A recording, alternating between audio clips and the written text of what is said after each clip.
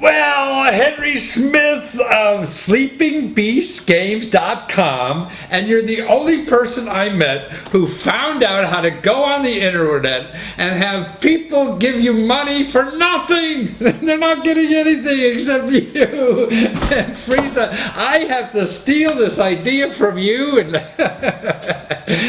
but you went on crowdfunding and you're using it like a French painter or something and having people be your patron, but you have thousands of people being your patron to develop cool games. I mean, these games look terrific. What made you think of this? Well, I had already made a game for free, some savings that I had, and the response was pretty overwhelming. I never expected it to be as well received and as popular as it got. This game was called Space Team, in case you've heard of it, and so it made me think that I want to keep doing this. I want to keep making games, but deciding how much to charge for them or which pieces to separate off and offer some things for free and other things for money. That's not the stuff I wanted to care about, and I just wanted to make games and be sustainable. So I decided to reach out to people and see if they wanted to keep seeing new games from me. If they liked Space Team, I'd like to keep making more games, similar games, and so could they help me? Because I still need to pay my bills. Details. I want to keep making games for free. I want to keep releasing games for free so that they're accessible to everybody. And so I tried this as an experiment because I mean there are a lot of other successes on Kickstarter, but they've always been focused on projects. Yeah. I wanted to try something that was about focusing on a creator, a developer, instead of a project. And so all the games that come out of the campaign are going to be free for everybody, not just for the backers. So in other words, people are using you, or you are like a national treasure. People, you have thousands and thousands of people now giving you money so you don't go away and keep making your games for everybody. So you have 2,000 people believe you're a national treasure, not just you. That's, one way of looking at it. No, I think it's just people who like what I've done before and want to see more things from me. So it's kind of like a fan club or a membership club. Yeah. That's how I positioned it. So yeah, in fact, some of the rewards for the supporters are special membership cards or patches or a special certificate that says that you're a member of the club. And so yeah, they're not games directly, but they will also get games as well, just like everyone else.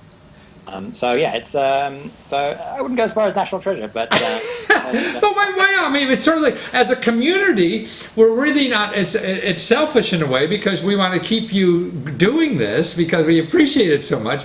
But it's not for just you. It's not buying a gift just for you. You're buying it for everybody too. Right. Yeah. And so you're contributing to you, so you're there for everybody to help them have better lives with your work, you know. So that's why so everyone's thinking bigger than themselves. Yeah. I hope so. I hope that's what people are thinking because I wanted I was hoping that some people would think, well, why would I pay for this? I'll just wait till the guy fails and keep doing it. Yeah, there's a real chance that if I don't get the support, then I won't be able to afford to make the games, and so nobody will get them. And so yeah, it absolutely is.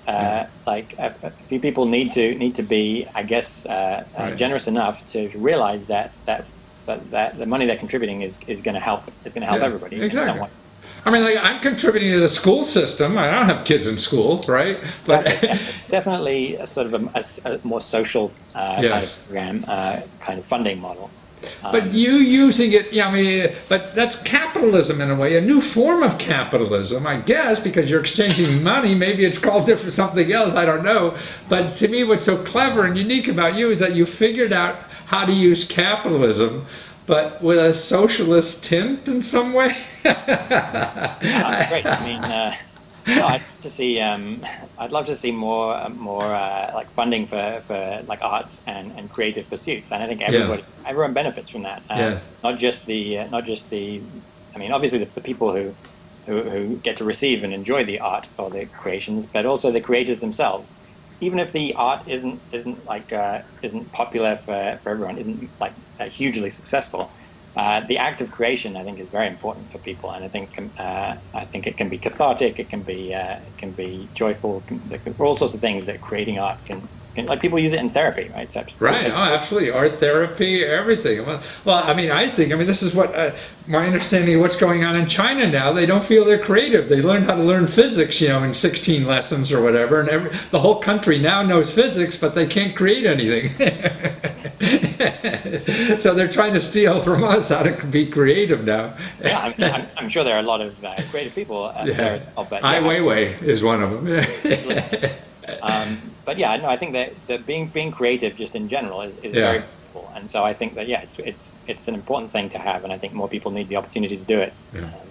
So in other words, if we encourage more people like this to be creative, then, to me, creativity is really getting all the problems we have. We have to be creative in solving problems, not only creating art, but, and I think that instigates the rest of us to think differently. And that's why I go to see art, how I could shake my head, give myself a kick in the head, Exactly. And that's what you do. But this is a wonderful model. And now I think we're in a society that's changing all the models. Before, you used to have to go to a game manufacturer and be told what to write. Right? And what they think, some guy with a fat guy with a cigar thinks is sellable, and then you got to do it, and that's not art. Exactly. Yeah. I think there's a place for both things. A place for commercial art as well, but for truly independent art, where you don't have to make compromises based on what you think will sell to the mass market. Yeah, I think there's so much more innovation and diversity that can come out of that, and voices that wouldn't have been heard otherwise, and you can tell messages that may be controversial or unpopular, but still need to be told. And so I think that having no restrictions like this is incredibly powerful. But you found a way to use capitalism, which crowdfunding is a form of capitalism now, to satisfy your heart and your soul and to grow as much as you can. And it's a new way, because the other way of capitalism, you were an organization, you couldn't grow as much and as fast as you can. But now you've done it. So that's why you're paving a way for the rest of us to grow. I hope that some people can learn some lessons from it. Yeah, I don't think I'm certainly not the first person to come up with this idea. And we were talking about Patreon earlier, right? Exactly. Which is definitely a very similar, have some very similar goals, and I love what they're doing there. But yeah, I thought that it was I needed to start something new to put this out there and at least start a discussion about this kind of thing, because it's not usually how Kickstarter works, and I wanted to try this as an experiment to see if it was possible. So yeah, I think, and it did generate some discussion. I haven't seen other people doing the same thing so far, but I think that it certainly got people talking, and people have been referring to it as something that worked, and it's a new idea. So absolutely. Well, I'm glad you're here in doing games, and an art on figuring out how to get money too. It's a perfect situation. Absolutely, it's wonderful. So keep on being clever enough to stay in and work on the way, because so you're working on something that you're really passionate about, because no one's telling you what to do. That's my theory anyway. And so we go to sleepingbeastgames.com to way to be a patron, right? It's too late to be a patron on the Space Team Admirals Club, which was my Kickstarter, but I am going to open membership again soon. So yeah, you go to sleepingbeastgames.com, you'll be able to find my game and find others to support me. But you see the games anyway, the free ones, right? The free ones are there. So go see the free games at least at sleepingbeastgames.com. Thank you so much, Henry. A pleasure to be with you. And thank you. Don't stop. Bye.